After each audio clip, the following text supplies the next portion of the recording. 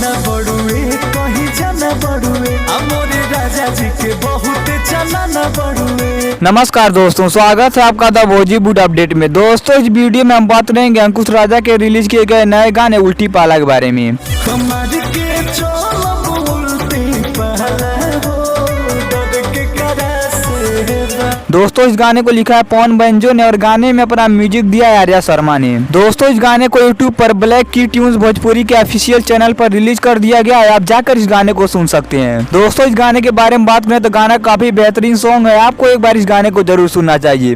राजा सब जाने ले गुल तब ठाने ले देवर पवन और राजा जी के खूब माने ले। और यदि आपने अंकुश राजा के इस नए गाने को सुन लिया है तो आप हमें कमेंट बॉक्स में बताएं कि अंकुश राजा का यह नया गाना आपको कैसा लगा।